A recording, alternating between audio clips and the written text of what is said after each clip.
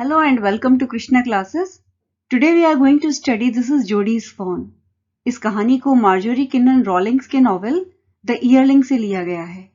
इसके लिए उन्हें पुलिट्जर प्राइज भी मिला था और इस पर मूवी भी बन चुकी है। जूडी के पिता को एक सांप ने काट लिया।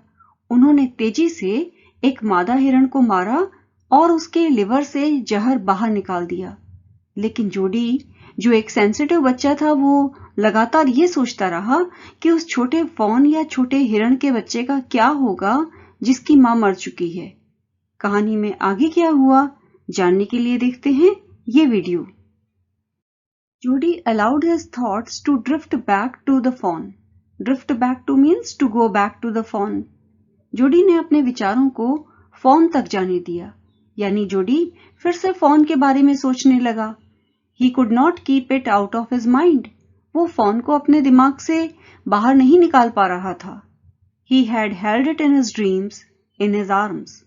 उसने अपने सपने में फॉन को अपनी बाहों में पकड़ा था। He slipped from the table and went to his father's bedside. वो टेबल से उठा और अपने पिता के बिस्तर के पास गया। Penny lay at rest. Penny आराम से लेटा हुआ था। His eyes were open and clear. उसकी आंखें खुली हुई थीं और साफ थीं, but the pupils were still dark and dilated. Dilated means enlarged. पर उसकी आंखों की पुतलियां अभी भी काली और सूजी हुई थीं। Judy said, "How are you feeling, Pa?" Judy ने पूछा, पापा आप कैसा फील कर रहे हो? Just fine, son. बिल्कुल बढ़िया बेटे। Old death has gone thieving elsewhere. Old death यानी मौत किसी और को चुराने कहीं और गई है। But wasn't it a close shave? A close shave means a narrow escape. पर क्या ये मेरी मौत से बड़ी नजदीकी मुलाकात नहीं थी? है ना? जूडी के पा का मतलब ये था कि वो बड़ी मुश्किल से ही मौत के मुंह से बच पाए थे। I agree. जूडी ने कहा मैं इस बात से सहमत हूं। Penny said, I am proud of you, boy. The way you kept your head and did what was needed. Kept your head means stayed calm in a difficult situation. बेटे, जिस प्रकार से तुमने बहुत मुश्किल स्थिति में अपना संतुलन बनाए रखा और जो जरूरी था वो किया, उसको देखते हुए मुझे तुम पर बहुत गर्व है। पा, यस सन, हाँ बेटे। Pa, do you recollect the doe and the fawn? Pa, आपको वो हिरणी और उसका बच्चा याद है? I can never forget them. मैं उनको तो कभी नहीं भूल सकता। The poor doe saved me, that's so certain. ये तो पक्का है कि उस बेचारी डो ने ही मेरी जान बचाई। पा, the fawn may be out there yet. पा, उसका बच्चा फॉन हो सकता है अभी भी वहीं पर कहीं हो। It might be hungry and very scared. शायद वो बहुत भूखा और बहुत डरा हुआ होगा। I suppose so. हाँ, ऐसा हो सकता है। पा, I am a big boy now and don't need to drink milk. पा, अब मैं एक बड़ा लड़का हूं और मुझे दूध पीने की जरूरत नहीं है। Why don't I go and see if I can find the fawn? क्यों ना मैं जाऊं और जाकर देखूं कि मैं उस फॉन को ढूंढ सकता हूं या नहीं। And bring it here. और क्या तुम उसे यहां लाओगे? And raise it. और हाँ, पालूंगा। Penny lay quiet staring at the ceiling. पेनी छत की तरफ देखते हुए चुपचाप लेटा रहा। Boy, you have got me hemmed in. Hemmed in means caught in a situation where one can't say no. बेटे, तुमने तो मुझे ऐसी स्थिति में डाल दिया है कि मैं ना भी नहीं कह सकता। It won't take much to raise it, Pa. पा, इसको पालने में बहुत कुछ नहीं करना पड़ेगा। It will soon start eating leaves and acorns. ये बहुत ही जल्दी पत्तियां और acorns खाना शुरू कर देगा। You are smarter than boys of your age. Judy के पा ने उसके आर्ग्यूमेंट को सुनकर कहा, तुम अपनी उम्र के बाकी बच्चों से ज्यादा स्मार्ट हो। We took its mother and it was not to blame. Judy ने कहा, हमने इसकी मां की जान ले ली और उसमें इसका तो कोई दोष नहीं था। Surely it seems ungrateful to leave it to starve. निश्चित रूप से फॉन को वहां स्टार्व करने यानी भूखे मरने के लिए छोड़ देना तो अनग्रेटफुल अर्थात बहुत बड़ी एहसान फरामोशी होगा। Son, I can't say no to you. बेटे, मैं तुमसे ना नहीं कह सकता। I never thought I would live to see another day. मैंने कभी नहीं सोचा था कि मैं दूसरा दिन देखने के लिए जिंदा बचूंगा। Can I ride back with Millwheel and see if I can find it?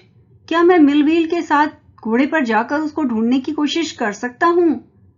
Tell your माँ I said you can go. हाँ, अपनी माँ से कह दो कि मैंने तुम्हें जाने की इजाजत दे दी है। He sidled back to the table and sat down. वो शांति से चलते हुए वापस टेबल तक गया और बैठ गया। His mother was pouring coffee for everyone. उसकी माँ हर किसी के लिए कॉफी उड़ेल रही थी। He said, माँ, Pa says I can go bring back the fawn. उसने कहा, माँ, पा कहते हैं कि मैं फॉन को लाने जा सकता हूँ। She held the coffee pot in midair. माँ ने कॉफी पॉट को हवा में ही थाम लिया। What fawn? कौन सा fawn? The fawn belonging to the doe we killed. अरे वो फॉन जो उस हिरणी का बच्चा था जिसकी माँ को हमने मारा था। We used the doe's liver to draw out the poison and save Pa. हमने उस डो के लिवर को जहर निकाल के पा की जान बचाने के लिए इस्तेमाल किया था। She gasped. उन्होंने बहुत आश्चर्य के साथ कहा, Well, for pity's sake. अरे भाई, ईश्वर के लिए। बात उन्होंने पूरी नहीं की, पर उनका मतलब था हिरण को यहां मत लाना। Pa says it would be ungrateful to leave it to starve. पा कहते हैं कि हिरण के बच्चे को वहां भूखों मरने के लिए छोड़ देना तो एहसान फरामोशी होगी। Doc Wilson said, That's right, Mom. Doc Wilson ने कहा, ये बिल्कुल ठीक कह रहा है madam. Nothing in the world comes quite free. दुनिया में कोई भी चीज बिल्कुल मुफ्त में नहीं मिलती। The boy is right and his daddy is right. लड़का सही है और उसके पिता भी सही हैं। Melville said, he can ride back with me. I'll help him find it.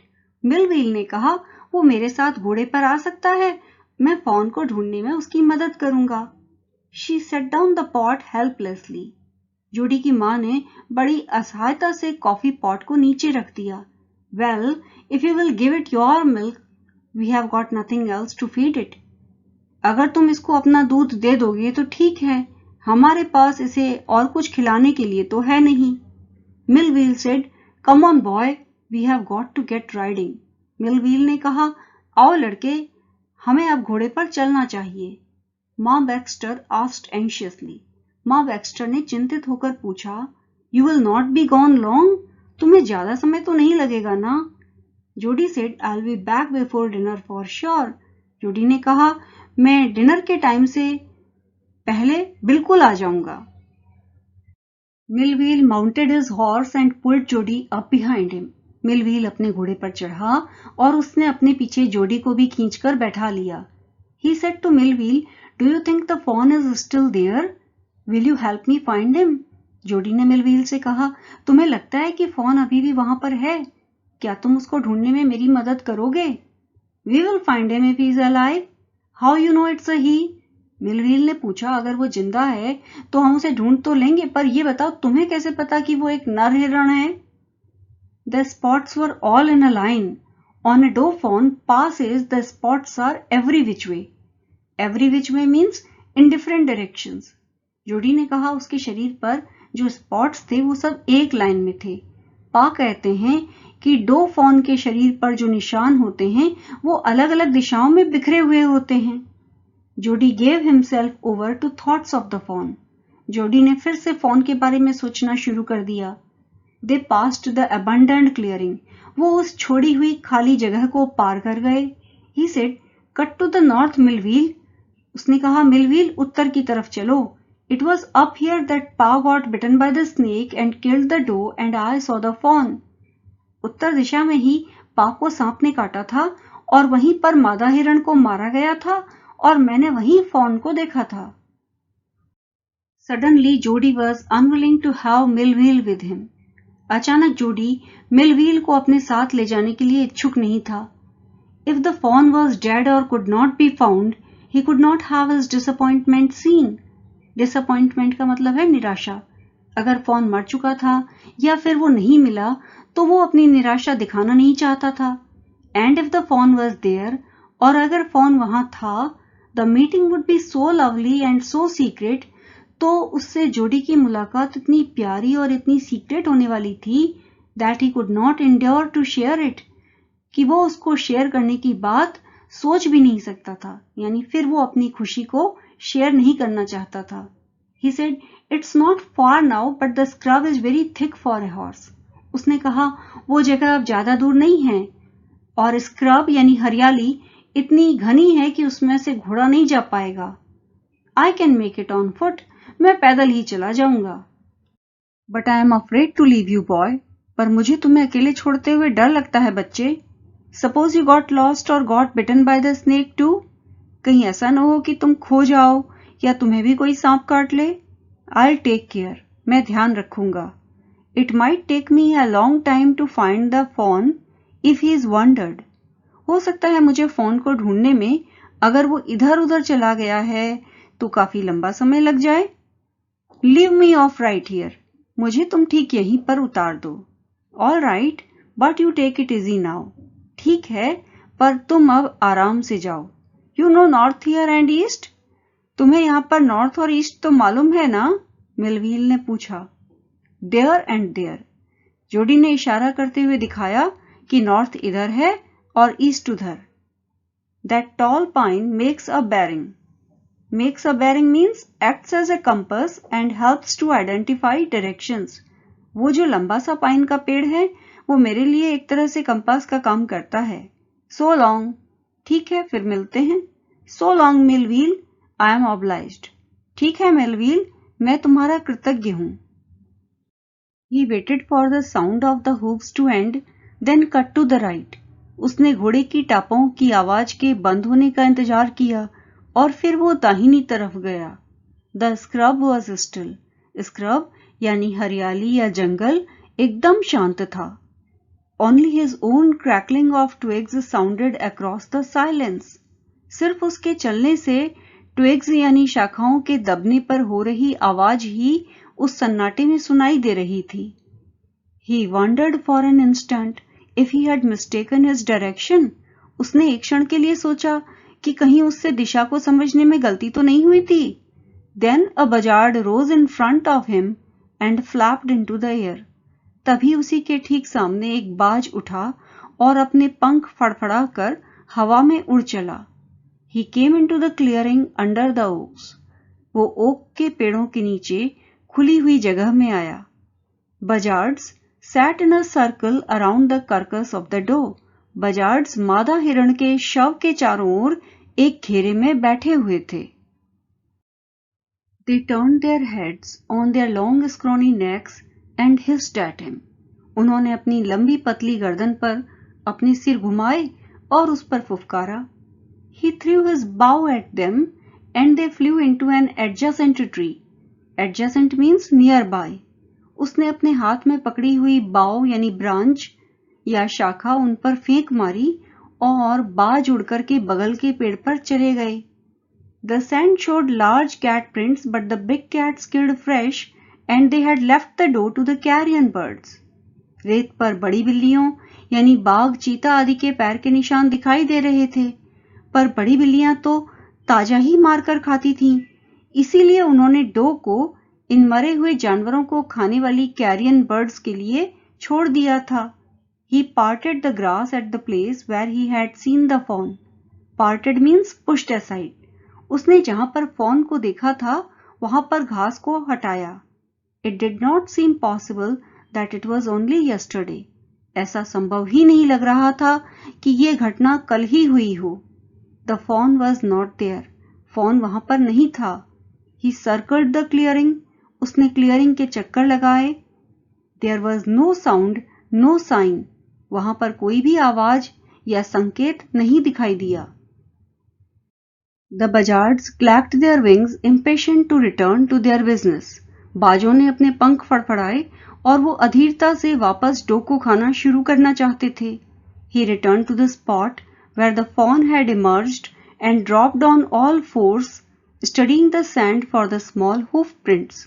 वो जिस जगह पर उसे फॉन दिखाई दिया था वहां लौटा और हाथ और पैरों पर झुककर रेत के ऊपर छोटे खुरों के निशान तलाशने लगा। The night's rain had washed away all tracks except those of cat and buzzards. रात में हुई बारिश ने बिल्लियों या फिर बजार्ड्स के निशानों के अलावा बाकी सारे निशान बहा दिए थे। Movement directly in front of him startled him so that he tumbled backward. उसके ठीक सामने अचानक हुए मूवमेंट ने उसे चौंका दिया, जिससे वो पीछे की तरफ लुढ़क गया. The fawn lifted its face to his. Fawn ने अपना चेहरा उसके चेहरे की तरफ उठाया. It turned its head with a wide, wandering motion and shook him through with the stare of its liquid eyes. Fawn ने अपने सर को आश्चर्य प्रकट करते हुए घुमाया, वाइड वंडरिंग मोशन में घुमाया और अपनी पनियाली आंखों की निगाह से उसको अंदर तक हिला दिया. यानी वो फॉन की लिक्विड भरी हुई असहाय सी आंखों को देखकर अंदर तक प्रभावित हो गया. It was quivering. Quivering means shaking slightly. Fawn कांप रहा था. It made no effort to rise or run. उसने उठने या फिर दौड़ने का कोई प्रयास नहीं किया. जोडी could not trust himself to move. जोडी को तो लग ही नहीं रहा था कि फॉन उसके सामने है, इसलिए उसने फॉन को छूने के लिए मूव नहीं किया. उसे विश्वास नहीं था कि वास्तव में फॉन उसके सामने है. So he could not trust himself to try to touch it. He whispered, "It's me." बल्कि वो फुसफुसाया, ये मैं हूं. The fawn lifted its nose, scenting him. Fawn ने अपनी नाक उसको सूंघते हुए ऊपर उठाई. He reached out one hand and laid it on the soft neck. जोडी ने अपना हाथ आगे बढ़ाया और उसकी सॉफ्ट गर्दन पर रख दिया. The touch made him delirious. Delirious means extremely excited. वो तो फॉन को छूते ही बहुत उत्साहित हो गया. He moved forward on all fours until he was close beside it. वो अपने हाथों और पैरों पर खिसक कर आगे बढ़ते हुए फॉन के करीब आ गया. He put his arms around its body. उसने फॉन को अपनी बाहों में घेर लिया. A light convulsion passed over it, but it did not stir. Convulsion means shivering या कंपकपाना. फॉन हिला तो नहीं, पर वो हल्के से कंपकपाया. He stroked its sides as gently as though the fawn were a china deer and he might break it. उसने fawn को ऐसे धीरे धीरे सहलाया जैसे कि वो चाइना डियर हो, यानी चीनी मिट्टी का बना हो और उसकी रफ हैंडलिंग से टूट सकता हो. Its skin was very soft. Fawn की स्किन बहुत सॉफ्ट थी.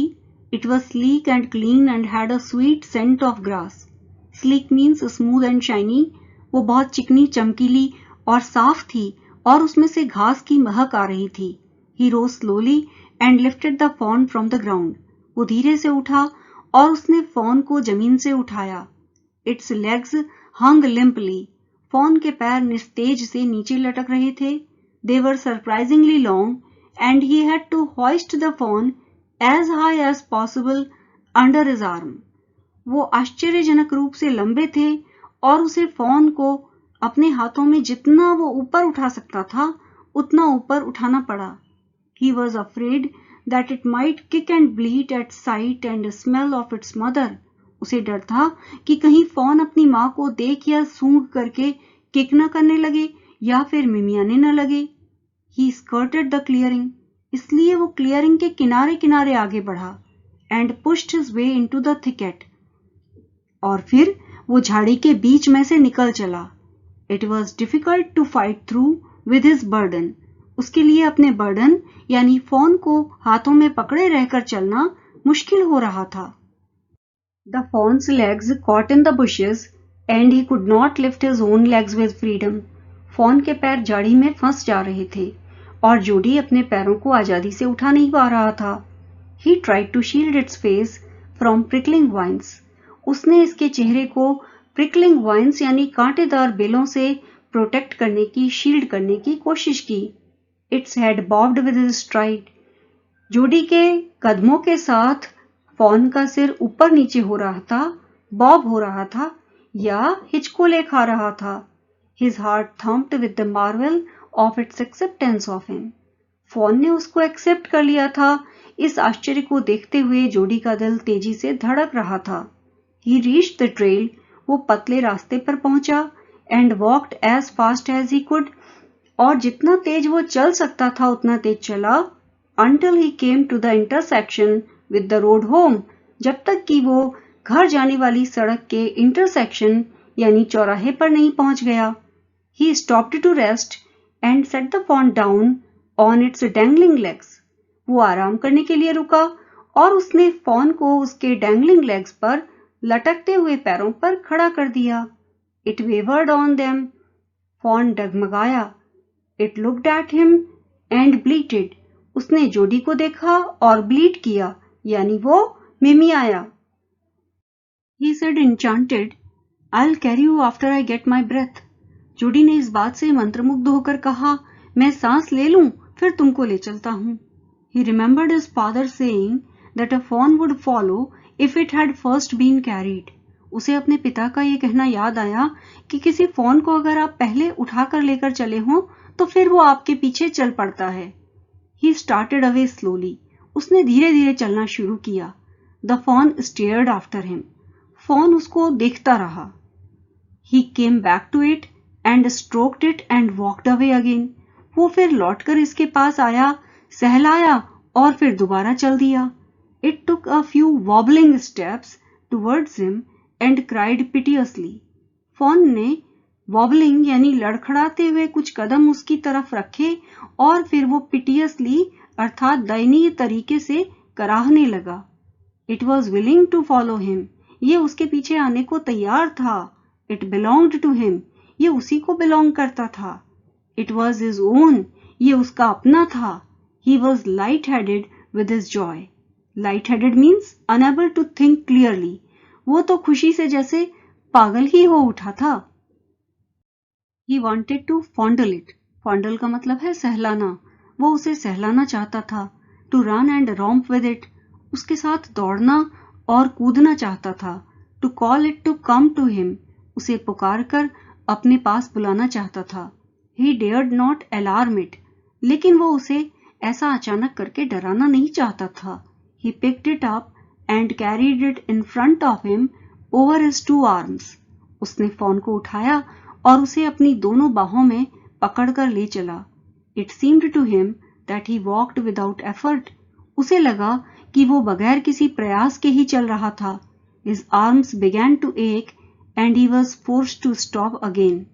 उसकी बाहें धीरे धीरे दर्द करने लगी और फिर उसे रुकना पड़ा. When he walked on, the fawn followed him at once. जब वो दोबारा चला तो फोन तुरंत ही उसके पीछे पीछे चल पड़ा. He allowed it to walk a little distance, then picked it up again. उसने फोन को कुछ दूर तक चलने दिया, फिर उसे दोबारा उठा लिया. The distance home was nothing. घर की दूरी तो अब उसे कुछ लग ही नहीं रही थी. He could have walked all day and into the night, carrying it and watching it follow. वो पूरे दिन और रात उसे उठाकर और उसे अपने पीछे हुए आते हुए देखकर चल सकता था. He was wet with sweat, but a light breeze blew through the June morning, cooling him. वो पसीने से भीग गया था, पर जून की सुबह हल्की हवा बह रही थी जिसने उसे ठंडक पहुंचाई. The sky was as clear as spring water in a blue china cup. आसमान इतना साफ था जैसे कि किसी ब्लू चाइना के कप में नदी का पानी हो. He came to the clearing. वो खुली जगह में आया. It was fresh and green after the night's rain. रात भर की बारिश के बाद ये जगह एकदम ताजगी और हरियाली भरी दिखाई दे रही थी. He fumbled with the latch and was finally obliged to set down the fawn to manage it. उसने लैच खोलने का प्रयास किया और आखिरकार इसे खोलने के लिए उसे फोन को नीचे रखना पड़ा. Then he had an idea. फिर उसके दिमाग में एक आइडिया आया. He would walk into the house. वो चलते हुए घर में जाएगा. Into Penny's bedroom. पेनी के बेडरूम में जाएगा. With the fawn walking behind him. और फोन चलते हुए उसके पीछे पीछे आएगा. But at the steps. लेकिन सीढ़ियों पर the fawn balked and refused to climb them. लेकिन सीढ़ियों पर फोन अड़ गया और उसने उन पर चढ़ने से मना कर दिया. He picked it up and went to his father. उसने फोन को उठाया और फिर वो अपने पिता के पास गया. Penny lay with closed eyes. पेनी आंख बंद करके लेटा हुआ था. जोडी called, "Pa, look." जोडी ने पुकारा, "पा देखो." Penny turned his head. पेनी ने अपना सिर घुमाया. जोडी stood beside him. जोडी उसके पास खड़ा था। The fawn clutched hard against him, और उसने फॉन को कसकर पकड़ा हुआ था। It seemed to Penny that the boy's eyes were as bright as the fawn's. Penny को ऐसा लगा कि लड़के की आंखें भी उतनी ही चमकदार थीं जितनी कि फॉन की। He said, I'm glad you found him. पेनी ने कहा, मुझे खुशी है कि ये तुम्हें मिल गया। जोडी then went to the kitchen. जोडी फिर किचन में गया। The fawn wobbled after him. Fawn भी लड़खड़ाते हुए उसके पीछे गया। A pan of morning's milk stood in the kitchen safe. सुबह के दूध का एक बर्तन किचन सेफ में रखा हुआ था, किचन की अलमारी में रखा हुआ था। The cream had risen on it. उसके ऊपर मलाई आ गई थी। He skimmed the cream into a jug. उसने मलाई को एक जग में डाला। He poured milk into a small gourd. और दूध को उसने एक छोटी गॉर्ड यानी सूखी हुई लौकी या तुम्बे में डाला। He held it out to the fawn. फिर उसने उसे फॉन के आगे रख दिया। It butted it suddenly, smelling the milk. जैसे ही फॉन को दूध की स्मेल आई, उसने जिस गॉर्ड में उसे दूध दिया गया था, दूध ढूंढने के लिए उसे अपने सिर से धक्का दे दिया। He saved it precariously from spilling over the floor. जोडी ने बड़ी मुश्किल से दूध को फर्श पर बहने से बचाया। It could make nothing of the milk. Fawn को समझ में ही नहीं आ रहा था कि गॉर्ड में दूध है। He dipped his fingers in the milk and thrust them into the fawn's soft wet mouth. तब जोडी ने अपनी उंगलियों को दूध में डुबोया और फिर उनको फॉन के मुलायम गीले मुंह के अंदर डाल दिया। It sucked greedily. जोडी ने बड़े लालच से उसकी उंगलियों से दूध को चूसा। When he withdrew them, जब जोडी ने अपनी उंगलियां उसके मुंह से निकाली, it bleated frantically, तो फॉन बड़ी व्यग्रता से ब्लीट करने लगा। And butted him, और उसने जोडी को धक्का भी दे दिया। He dipped his fingers again, and as the fawn sucked, he lowered them slowly into the milk. जोडी ने फिर से अपनी उंगलियां दूध में डाली, और जब फॉन उन्हें चाट रहा था तो उसने धीरे धीरे अपनी उंगलियों को दूध के अंदर झुका दिया। The fawn blew and sucked and snorted. Fawn ने फूंक मारी, दूध को सक किया और घरघराया। It stamped its small hoofs impatiently. उसने अपने खुरों को बड़ी बेचैनी से पटका। As long as he had his fingers below the level of the milk, the fawn was content.